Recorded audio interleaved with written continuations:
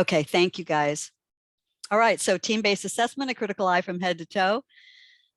My disclosures, our objectives. So I'm going to start with serious adverse events.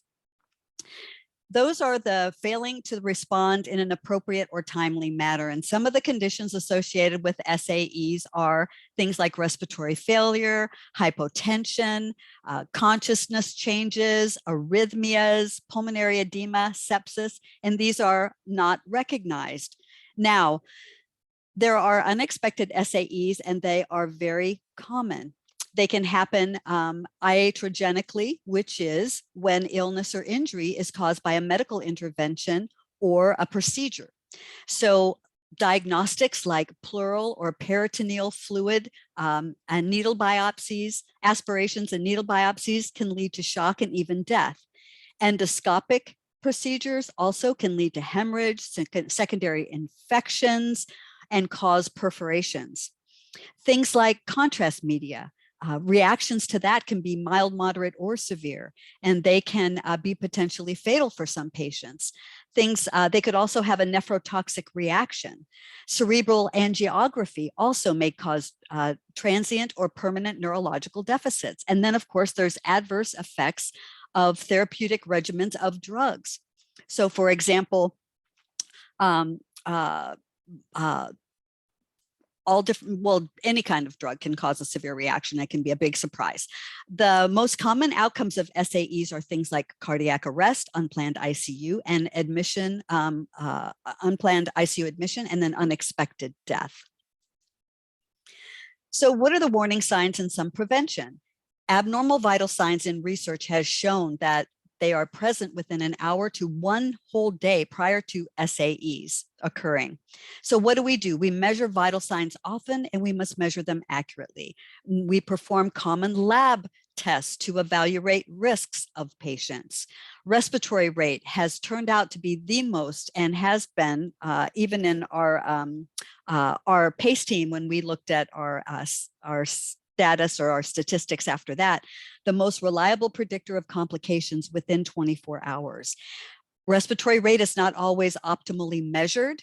We can use non-invasive monitoring, and that can help us prevent SAEs.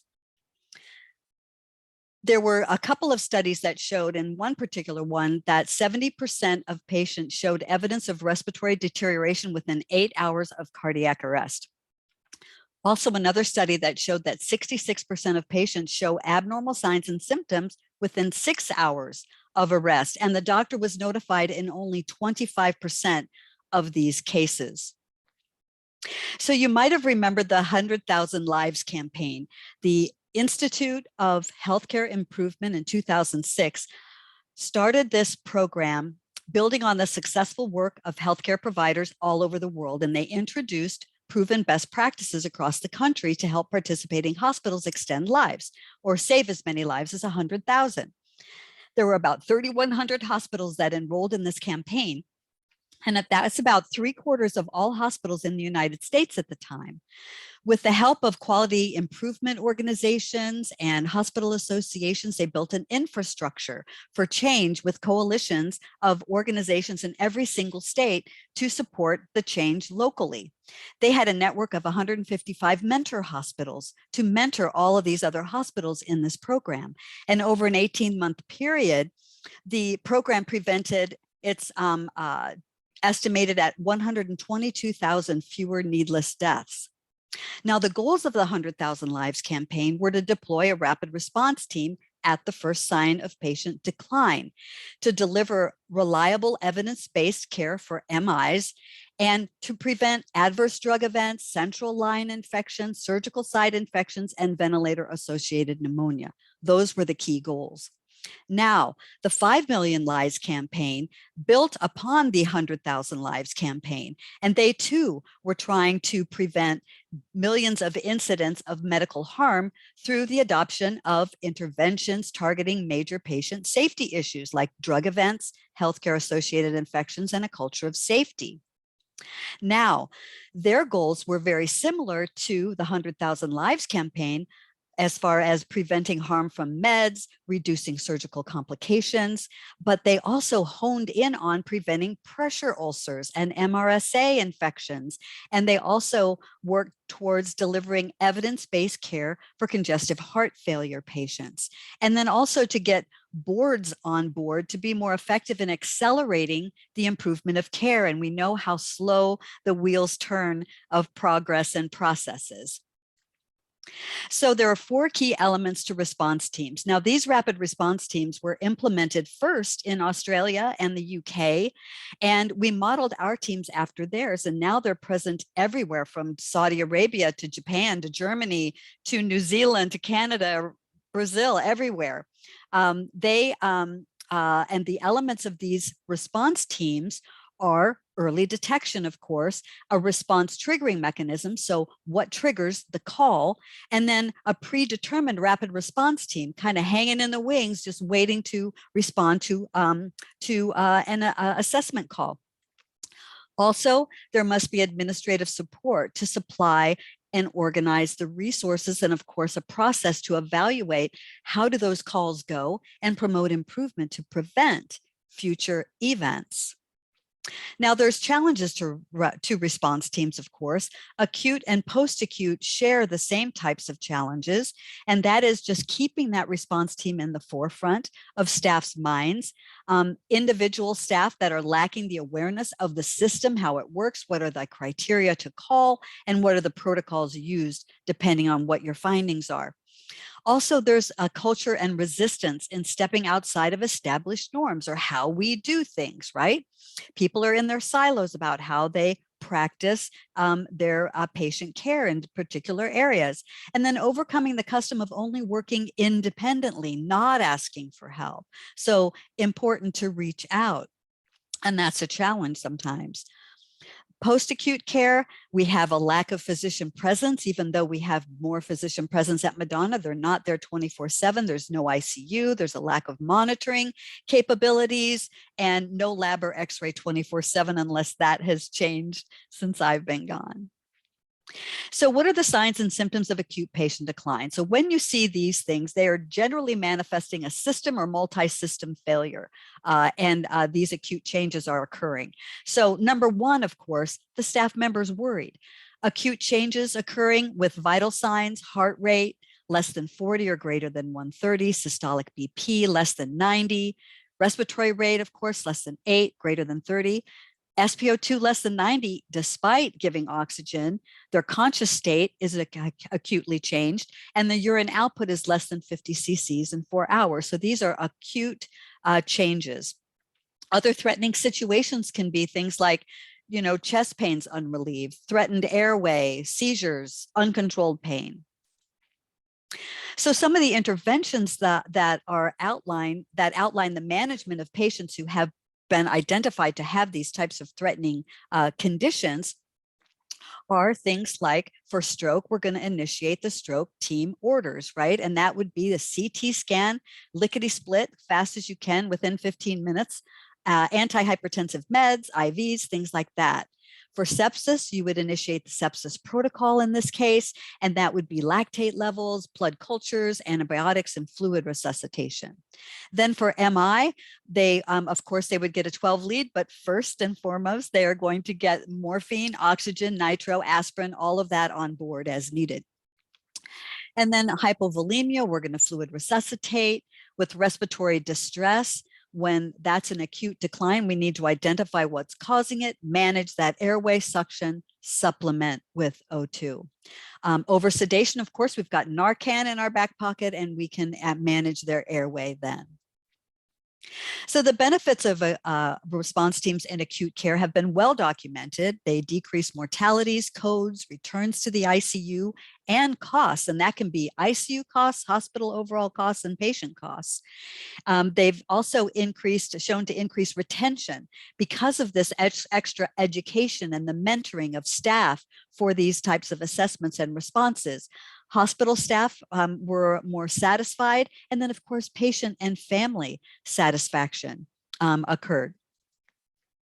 So what about subtle decline? These are the criteria that I developed with our PACE team, right? And that is when something is just not right, like acute care. It was modeled after acute care, but mental status changes that you're noticing in your patient. Any significant change in vital signs, not acute change as much in this particular case, it would be just maybe a trending of problems with vital signs, et cetera, including pain. Increased O2 needs, decreased activity tolerance, greater than 2 missed therapies in 12 to 24 hours was a criteria. Unrelieved pain, no matter where or what it was. Significant weight gain. So we're not looking at urine output per hour, but we're looking at weight gain per day. And I think with respiratory patients, we should be mindful of weight gain. And then changes in lab values. Now, when we did our evaluation for the PACE team, after we'd been doing it for a while, the primary reasons for returns to acute were increased O2 needs, changes in vital signs, and decreased missed therapies and decreased activity tolerance. So the benefits of response teams in post-acute care, obviously, it's going to decrease the number of patients returned to acute care if we can intervene early and interrupted stays, which are so traumatic for our patients. Opportunity to establish the best plan of care or the next step. So it's a good time. Everybody gets their heads together. What's next to do? Designated teams then can provide the care providers with a real thorough assessment and evaluation of the patient, and then education and mentoring of new nurses and RTs or RT students. And then of course, cost savings will come into play for that. Now, tips for successful response teams are you must have administrative support. So you must have a medical doctor, respiratory therapy, nursing, a physician team leader, of course. You should gather data and evaluate the need and the culture. So you're evaluating what data returns to acute, evaluate the need and the culture of how things work at the hospital. Interdisciplinary involvement, always. Take your time, be patient, educate, educate, educate. Collaborative team members like champions. We talk about champions a lot in rehab for different new programs we're starting or processes, right? A champion all over the hospital, every unit, every shift. The team should be supportive as a safety net, and it should be presented as that, not as coming and taking over the care of a patient. That can ruffle feathers there. Pilot the program on a particular area, have an ongoing evaluation and new practices of the program itself and any new practices you start. And then of course, team and staff recognition. I remember we handed out candy bars and things for the nurses and RTs that called the PACE team, had the most calls to the PACE team at that time. So what we do know is teams improve outcomes. And the 100,000 Lives campaign, the 5 Million Lives campaign really triggered programs and hospitals to really develop new programs. And this is one at a facility that was an urban academic safety net hospital. And they looked at a year's time and they studied they developed this program to reduce pulmonary complications post any general surgery or vascular surgery, and it was called ICOF. So they engaged this team to intervene in a variety of ways: incentive spirometry, cough deep breathing, oral care, understanding, that is the patient's understanding of the program and the interventions, and also the staff understanding, getting out of bed, early mobility, and head of bed elevation. And their results, and this really included something like close to 9,000 patients. Their postoperative pneumonia decreased by 1%. So 1% of 9,000 patients is pretty significant. And unplanned intubations also decreased with this little program. This particular one was a pediatric ICU, and it involved a rapid response team. And their goal was to reduce morbidity and mortality. They found a 28% reduction in pediatric risk of mortality and in illness severity, a 19% reduction in length of stay, 22% decline in mortality, and the relative risk of death after having the response team implemented was less than 1%. In addition, this led to earlier capture and aggressive intervention in the progression of that decompensating pediatric patient. So the team assessment, who's on the team? Teams across the country have doctors, anesthesiologists, pharmacists, RTs, nurses, etc. But sometimes it might be just a nurse and an RT. In some hospitals, it's the nurse and the RT that evaluate the patient, whether or not they need to call for the response team. But it may be just your nurse colleague or your another RT colleague. The patient's always going to be the focus. Two heads, always better than one. The RN may have a holistic view of the patient, but the respiratory therapist has an expertise in pulmonary assessment. So it is going to promote collaboration and critical thinking. So critical thinking is a whole thing, and I could spend entire hours of workshop on this particular thing, but it's very important in our assessments with our patients. Critical thinking is defined as a mental activity. We evaluate the arguments or propositions, make judgments that guide the development of what our beliefs are of what's happening with our patient, right? And what do we do next? Now, we have got to be objective and we must be receptive to other points of view in patient care issues, because you're not the only one taking care of the patient, right? There's a lot of people that have eyes and ears on the patient. And we must be able to, of course, justify what our views are based on the data that we uncover and our logic. We must really have a leg to stand on. Now, you guys work with very sick patients, sophisticated technology, we're faced with ethical questions, and we manage an ever-growing body of knowledge. So that is a lot to take in and have on board. Now, for critical thinking, it uses prevention and health promotion to avoid problems. So that's all just what we do, right? Breathing exercises, incentive spirometry, we're getting patients out of bed, all these different interventions to avoid any kind of backsliding. We also should be looking at the best way based on current evidence. Thinking is a skill, and learning how to think critically requires you must have your knowledge base, you must have insight. Experience always helps with critical thinking. Brand new RTs aren't going to maybe have the skill honed very well. The practice of it and also feedback. We'll talk more about feedback later. But the AARC, their standards state that the patient-centered care process serves as a critical thinking model that promotes a competent level of care. So there's a lot of facets to critical thinking. Now, critical thinking, we're going to look at and come up with clear and precise questions that we are wanting to know. What's true? What's going on with the patient? Very specific questions. We want to ID any assumptions we're making about the patient and why they're presenting this way. We must use credible sources and resources to gather intel. We should hold our focus on what's happening, and it can be very difficult when we're dealing with the complexities of a situation.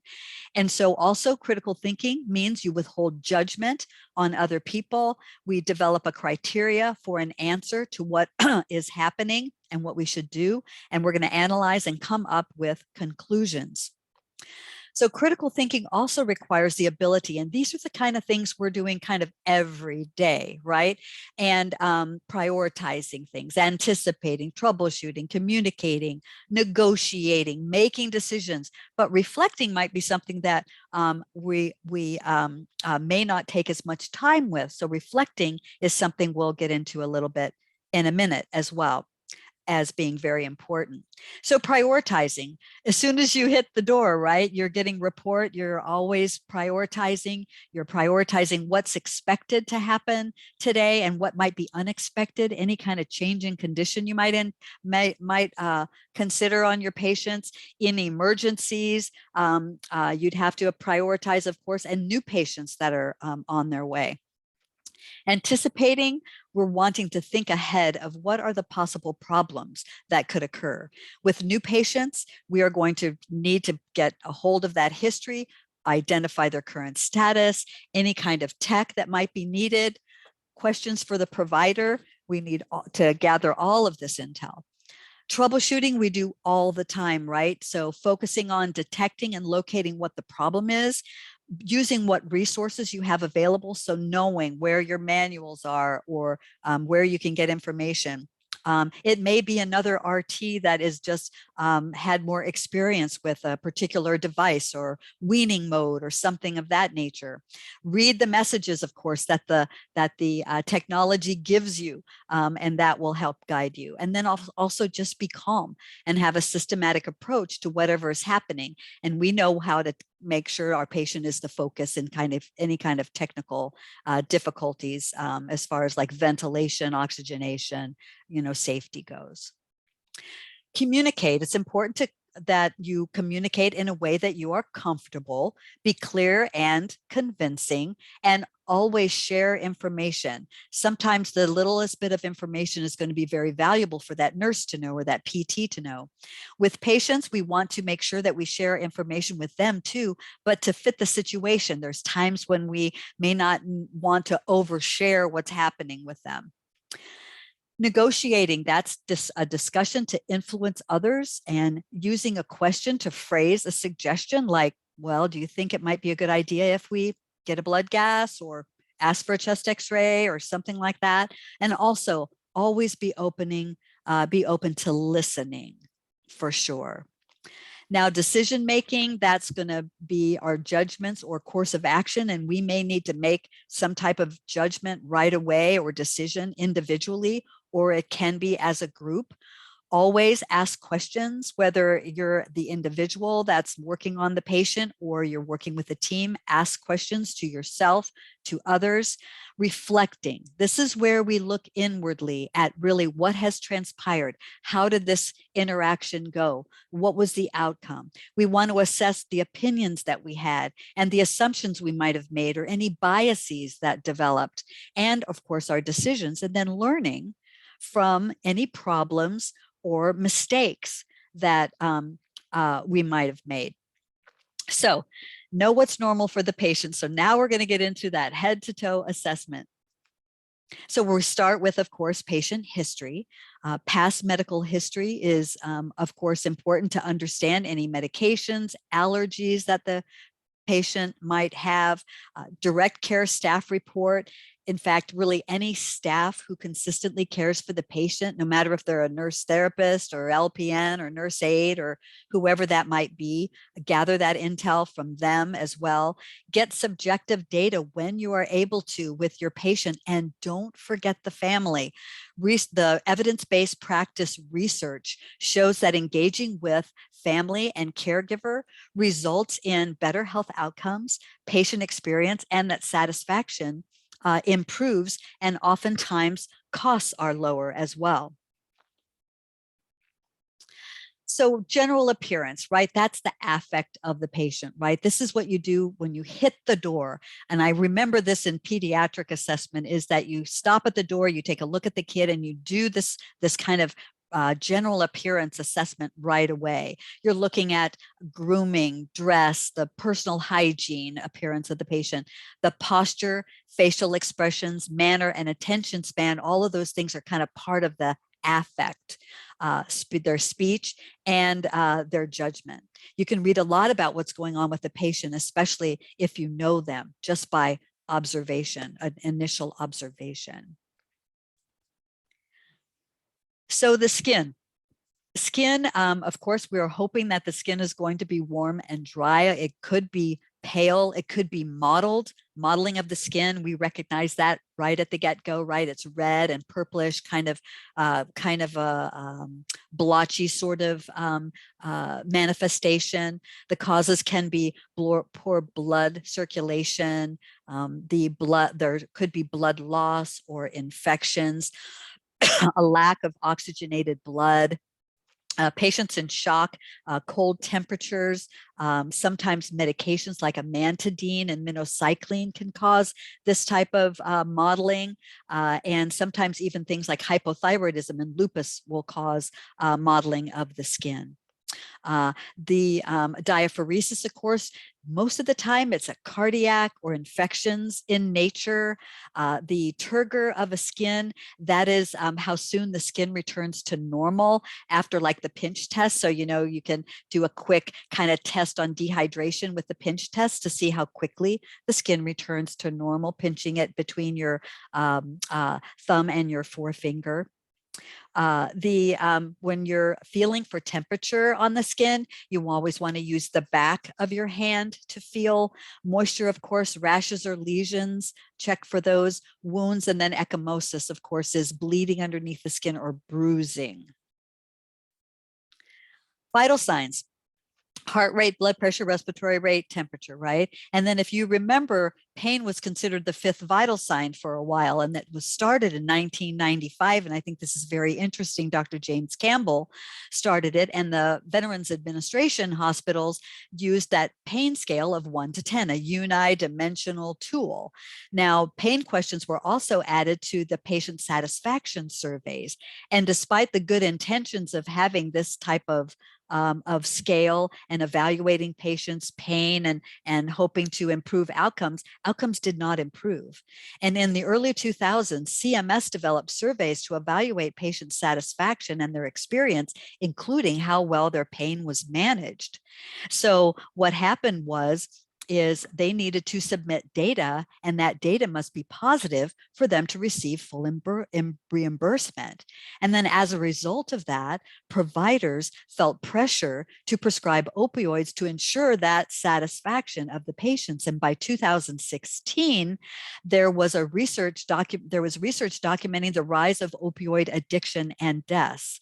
So the American Medical Association, they voted to stop treating pain as the fifth vital sign. And what they found was that a multidisciplinary tool to assess pain was important, not just the fact that they were having pain. It was things like other aspects like the psychology, a psychological, spiritual, the socioeconomic pain the patient has experienced, the impact on their daily function. The SpO2, of course, we do that. I heard some doctor mention something like SpO2 is the fifth vital sign now, but end-tidal C, we don't typically measure that as a standard, but I would, suggest that when you get the chance to do end-tidal CO2 with the blood gas, it's probably a good idea. And then also weight. I'm adding weight because I think that's something important to kind of keep your eyes on for our patients. So reasons for increased heart rate, hypoxia, fever, any kind of sympathetic stimulation, that fight or flight going on, pain, anxiety, exercise, of course, and metabolism. All of these things can cause increased heart rate. So for the carotids, or for cardiac, the carotids and jugular veins, we're going to monitor the rate and rhythm, of course, of the heart, and then murmurs. So murmurs are evaluated based on any systolic, diastolic sounds, or any kind of continuous sounds. And murmurs are often caused by holes in the heart, defective valves, anemia can even cause it. The color of the extremities, of course, cardiac, that's often a manifestation that is cardiac in nature, like that modeling. Swelling and edema, of course, we're going to look at. Pulses in the extremities, I meant to mention, of course, the ulnar, the radial, the dorsalis pedis, and the posterior tibial assessment. So we know chest pain can be due to lots of different things. It can be angina, yeah, it can be gastric reflux, lung conditions like pleurisy, panic, anxiety, or even from muscle or bone can cause chest pain. But let's talk about the chest pain characteristics of men, specifically heart pain characteristics in MI. So generally they have the squeezing, pressure, chest pressure or pain, jaw, neck, or back pain, maybe nausea or vomiting, and shortness of breath. Those are kind of classic for male symptoms, but the women's symptoms are different. Yeah, chest pain, but not always. They have pain or pressure in the lower chest and upper abdomen versus the upper chest where the heart is. Jaw, neck, but upper back pain. Yes, maybe nausea, vomiting, shortness of breath, but fainting, indigestion, extreme fatigue are also signs of women's chest pain characteristics and can be indicative of MI. So pulmonary, respiratory rate, yeah, rhythms don't always manifest just like on the daily, Kussmaul's increased rate and depth that happens with metabolic acidosis, Cheyne-Stokes, that's increasing depth with apnea 10 to 30 seconds, and then it's followed by a decrease in depth and frequency. It's usually low cardiac output, as in CHF. For that, Biot's breathing is rapid, deep inspiration with 10 to 30 seconds periods of apnea.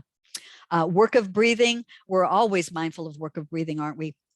Rate of perceived dyspnea, not always part of our assessment, but dyspnea can be a cardinal symptom, and it's arisen from four primary categories, which are respiratory, cardiac, neuromuscular, and psychogenic, or a combination of these. And then auscultate, we don't always get the chance, but anytime you can auscultate posteriorly, that will give you the best results or the best information. So reasons for high respiratory rate, kind of same things a little bit with cardiac, of course, hypoxia, for sure. Metabolic acidosis, diabetic ketoacidosis, our patients are breathing to beat the band then. Again, fight or flight, stimulation, exercise, pain. Other reasons for respiratory rate can be just an asthma or COPD exacerbation. Certain drugs can cause increased respiratory rate, and fever as well. Let's not forget that. So the cardinal indications of a respiratory disorder, yeah, our patient's coughing, they've got sputum, they're dyspneic, wheezing, hemoptysis, and chest pain. Those can be indications. So assessments for pulmonary complications, we're looking at sputum, what kind of color changes, consistency, amounts, or odor. Also, if they're irritable and restless, that could be an indication of a complication. Drowsiness, confusion, tachycardic if the patient is hypoxic. And we know that chronic steroid use masks fever and elevates white blood count. So always be mindful of that. And cyanosis, of course, is going to be a late sign to deal with. So oxygenation, I'm preaching to the choir here. You guys know the factors that affect pulse oximetry, but sometimes in post-acute care, we don't see the things like jaundice, carboxyhemoglobin, carbon monoxide can affect it, intravascular dyes, things like that as well. There was a study that just came out by two physicians, one at Baylor and one at Johns Hopkins, and they found that in persons of color, Asians, African Americans, Latinos, that the oximetry technology gives falsely high readings. And what happened in this particular study of COVID-19 patients was that this caused a lack of treatment or a not rapid enough intervention and caused unnecessary severe illness and death in that population. So they're saying that it's the technology, that the technology was probably trialed on white people. Let's just be blunt about that. And that they, so that they need to go back to the drawing board there. So please be mindful of that. Now, there was a book, a psychology book, that's called Even the Rat Was White. So, we've used rats for a long time in research on medications and different types of things. And that's just another indication of maybe a bias, that an unintentional bias that we've used in research and then in oximetry here possibly as well. So I thought it was interesting. Ventilation and tidal CO2, of course, can be side stream or mainstream. It's a continuous measurement. It's got a waveform. We know it measures the CO2 present in the airway at the end of exhalation. Capnometry, on the other hand, is just a number. It's numerical. But the following things can affect capnometry and capnography: water vapor, but also therapeutic aerosols, secretions. Those types of things can increase the flow resistance in the tubing and affect the accuracy of it. Nitrous oxide, it turns out, can give falsely high CO2 readings, and high oxygen levels cause a falsely low CO2 reading. And there's some physiology that goes with that, but essentially it's because the CO2 molecules are colliding with the oxygen molecules. Also during shallow depth and high frequency breathing, errors definitely can result based on two things, right? Exhalation is not complete, combined with that lag time of the monitor to actually recognize the true value. Gradual changes, we know in end-tidal CO2, that's physiologic. Something is going on with the patient. Rapid changes can be equipment malfunction, of course, but also in resuscitation, when a patient returns to ROSC, we know that end-tidal CO2, if it's being measured, jumps up high with return to ROSC. So pain. Pain, of course, is something that's important to evaluate. We know that acute, it can be chronic, tissue damage that is pain that's caused, from tissue damage is called nociceptive pain. Neuropathic pain, of course, is caused from nerve damage. That type of pain is generally a burning, prickling, kind of electrical shocky, or maybe a stabbing sensation. People with diabetes, people with infections, shingles, carpal tunnel, those types of, that is neuropathic pain. Some people with nerve damage are often very hypersensitive to touch and to temperature. Now, other types of pain are visceral pain. That's from injuries or damage to organs. And that is usually manifests in like a pressure, kind of a aching, squeezing, maybe cramping. That's in the case of gallstones or appendicitis or IBS. Then there's a third category of pain I want to talk about, which is pain that's affected by psychological factors. It's psychogenic pain. And whoops, sorry about that. Let's go back. Psychogenic pain. And that's caused that's affected by psychological factors. So it can have an origin of tissue or nerve, right? But the pain is increased and prolonged by psychological factors like fear, depression, stress, anxiety. But in some cases, psychogenic pain can come from a purely psychological reaction. So there can be pain just from psych. The relieving factors, it's important to evaluate for the patient what relieves their pain. Maybe it's movement, maybe it's a certain med, precipitating or exacerbating factors. And also we want to observe our patients that can't communicate with us, how to assess their pain, maybe with nonverbal indicators they're showing. And then of course, when was their last pain medication?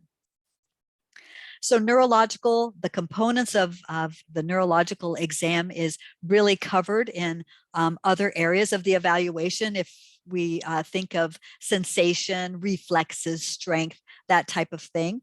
So we'll be evaluating those in other areas like musculoskeletal assessment. But let's look at the neuro checklist. So behavior and changes, we're going to come upon the patient. Are they alert oriented? Do they seem confused? Are they cooperative or non-cooperative? Are they agitated? Are they unable to swallow? Are they having unclear speech or not responsive to you? Are they lethargic or comatose? So we're going to quickly evaluate that. For psychological, it's important to understand where the patient is coming from as far as their sleep pattern and if they are getting sleep, because lack of sleep can affect attention, it can affect learning, memory, and it can worsen mental health disorders. Of course, personality, affect, I mentioned that before. That's the facial expressions, posture, gestures, things like that. Delirium, if a patient is experiencing that, it can be hallucinations, irritability, complete disorientation, and then of course, anxiety and depression. And there are scales that can be evaluated, for patients. So as we move through our head to toe assessment, we're talking now musculoskeletal pain. I talked about that acute and chronic pain. So maybe there's new pain that's developed. What is that location? What's the quality?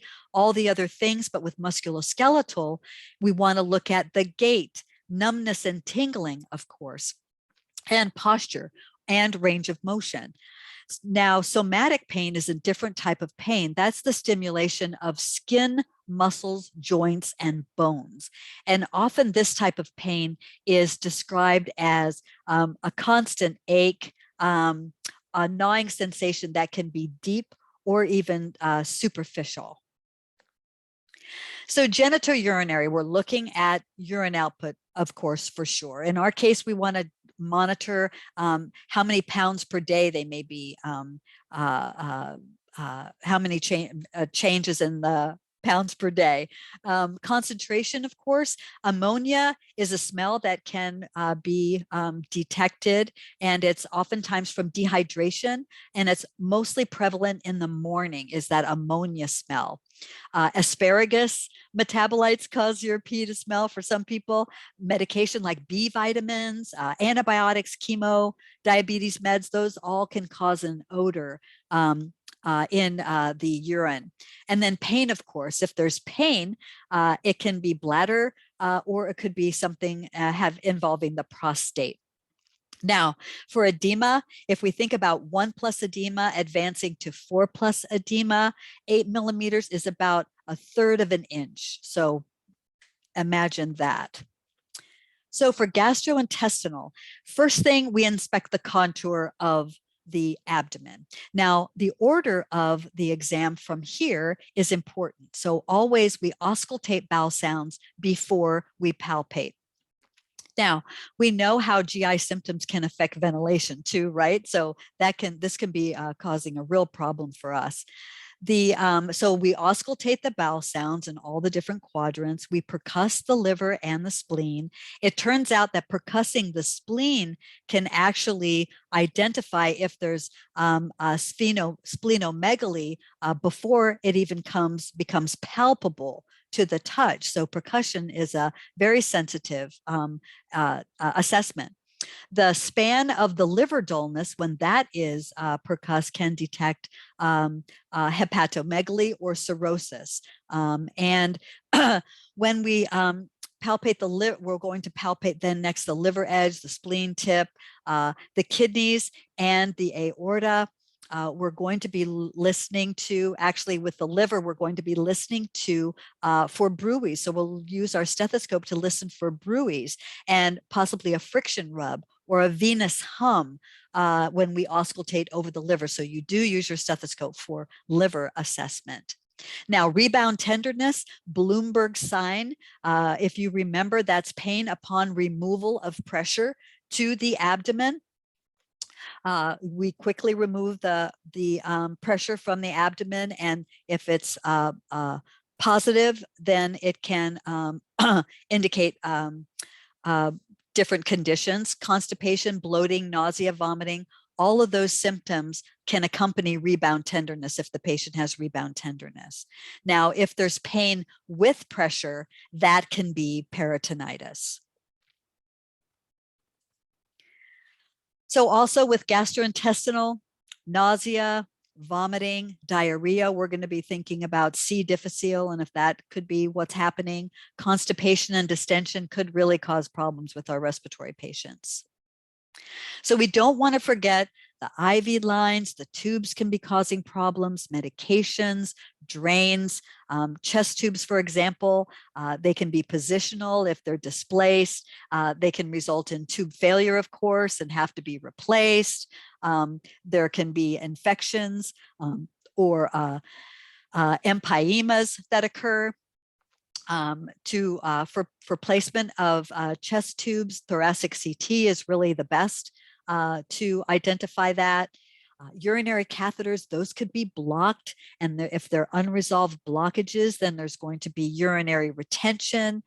Bladder and kidney infections can occur, and it can ultimately allow the urine to flow back to the kidneys, which can cause bloodstream infections at that point, and liver disease and sepsis. Now, autonomic dysreflexia, 20 to 70% of spinal cord patients experience that, and we've all probably experienced that for our patients. Distension of the bladder, peaked urinary catheter, pressure sores, fecal impaction, things like that. So the patients will generally have really super high blood pressure and low heart rate. So we're going to talk a little bit about some of the additional assessments that we can do. In our assessment here, we're going to talk about the head, ear, nose, and throat. So with the head, monitor any incisions that might be there, any changes in incisions, signs and symptoms of infections, the increased swelling in the area, new onset of headaches or a change in the headaches, the quality of the headaches that patient is experiencing. If there's ears, when we're looking at ears, we're looking, is there any drainage? Sometimes it's visible, any ringing or vertigo or loss of hearing. With the eyes, we want them to be, the pupils to be pupils to be equal, round, and reactive to light. We could look at tracking to see if the eyes can track, if there's any neglect to one side or another. Visual perceptual changes, the sclera, the conjunctiva, nystagmus, any of those types of observations. For the nose, is the nose congested? The throat, we want to evaluate, is the patient complaining of pain in the throat? And are there changes in the voice quality of the patient? So with the neck, obviously, we're going to be looking at the trach side and keeping on top of that. And we want the neck to be supple. Cervical adenopathy, of course, is lymph node enlargements. Carotid bruits, when we're listening to carotid bruits, we listen over the artery, and turbulent flow means there's a stenotic lesion and there's, the force is turbulent coming through there. Jugular distension, we are going to observe that on the right side of the neck because it is from increased pressure of the superior vena cava that causes jugular distension. So the rate of perceived dyspnea, we know that the rate of perceived exertion is often used a lot with PTs and OTs. The most important thing for these different types of scales, dyspnea and exertion scales, is that it's important that the clinician understand and the patient understand. And also the repetitiveness of asking the patient and evaluating them during either their exercise, maybe their weaning, can be very, very helpful. And you can detect changes and identify any type of intervention. I think this tool, has a home in RT assessment. Palpation. Palpation is a tactical exam. We're going to look for tenderness on the chest wall, asymmetry, diaphragmatic excursion, crepitus, and vocal fremitus. Now, when we're palpating the chest, we're looking for unequal movement or a minute amount of movement, which indicates asymmetry, a difference in either side, and poor diaphragmatic excursion. So we start with our thumbs together at the spine, at the lower of the ribs or the diaphragmatic, or at the posteriorly on the hemothorax near the level of the diaphragm, palms facing out, with each hand should rotate away equally from midline. So with a deep inspiration, you'll observe that. Now for crepitus we identify by the crackles that we feel underneath our fingertips. It's an indication of subcutaneous air like pneumothorax. So for vocal fremitus, we're listening for, or we're feeling for, the strength of the vibrations. And that indicates the force or the effect of the sounds transmitted through the lung tissues. We are going to place our ulnar edge of our hand on the chest wall, and we'll have the patient repeat a specific phrase, like 99 or 1, 2, 3. Now, with increased vibration or fremitus, that indicates tissue density, pneumonia, for example, or malignancy. A decreased perceived fremitus is increased airspace over the fatty tissue, such as in COPD or fluid outside the lung in the case of pleural effusion. So percussion, when we percuss, it's most like when we're listening to lung sounds. We're going to percuss from side to side and top to bottom. We're going to omit the scapula, of course, the bony scapula and the spine. We're going to compare one side to the other, looking for asymmetry, looking for a difference, a lack of quality or sounds from side to side. We're going to note the location and the quality of sounds. We'll find the level of the diaphragmatic dullness on both sides. Now, the way we do this is we hyperextend that middle finger with one hand and place the distal interphalangeal joint firmly against the patient's chest. So that middle finger is bent up a little bit and there's pressure on that interphalangeal joint. Now with the end, not the pad of your other middle finger, you're going to use the tip of it with a quick flick of the wrist to strike that first finger.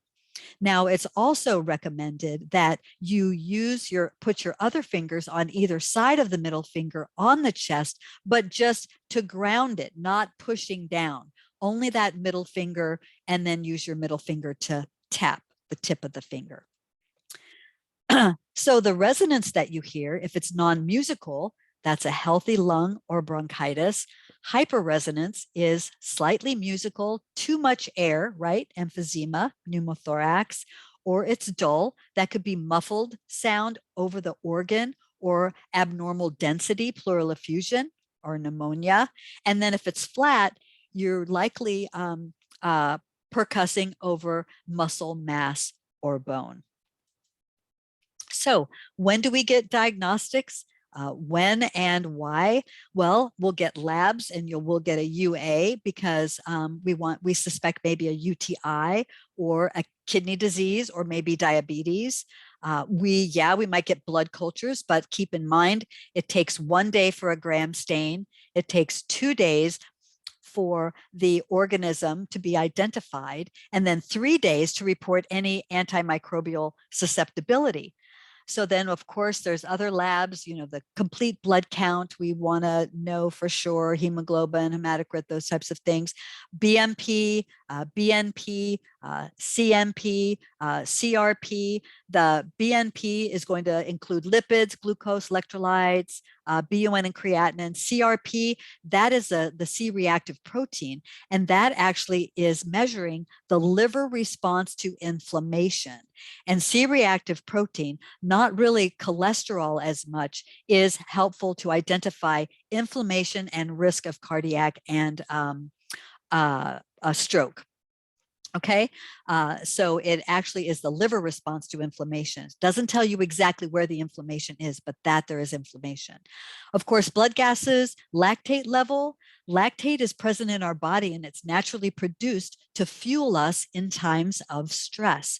Now, if the lactate level is greater than 2 millimoles per liter, that is an indication of sepsis. Less than 2 is normal reading. And then, of course, INRs. We're always over INRs because we want to avoid any type of clotting issues with our patients. So we're going to collaborate as a team. The interventions we're going to immediately implement. It really helps to have standing orders in cases where we can go ahead and get a chest x-ray, or we can get a EKG, or we can get a blood gas. Respiratory treatments, diuretics, pain medication, oxygen, those types of things. We're going to consider the results of these interventions and then also consider the patient's history and the findings of all of that. So when do you call the doctor? Err on the side of caution. You're going to need if you need new orders, you're going to call. If there's a more extensive assessment or something needed, if there is a transfer that's been requested, you're going to need to call, and then any kind of provider request. So reporting findings, I think this is always important for us to have our leg to stand on when we're asking for changes in weaning, in oxygen, in treatments, things like that. So really, in a nutshell, you should know and be able to share with the doctor what is going on, how's the patient presenting right now. Could be in a good way, could be bad. The background, what were the factors or the history leading up to how they're presenting right now, and then assessment, summarize what's going on based on your fact finding. And then recommendations. Really, what in your heart do you want for that patient? What are you asking for? What would you like to happen next? So it's nice to have a suggestion. And when you have the data and the leg to stand on, chances are you're going to get what you want. So how do I determine if it's a medical emergency? There's some things that are just flat out emergencies, right? They're 911 calls, and that's bleeding that won't stop, coughing, vomiting blood, sudden dizziness, weakness, vision changes can be very much an emergency, 911. When in doubt, ask the provider if there's a significant change in status, if the patient requires services that you can't provide, of course. Okay, I'm going to end with talking about intuition, because I feel like, and I know I've seen you guys work, and I know we all have this intuitiveness about us, especially when we have a lot of experience kind of to back it up and we have a lot of knowledge. Now, Einstein said the intuitive mind is a sacred gift and the rational mind is our faithful servant. But we have created a society that honors the servant and has forgotten the gift.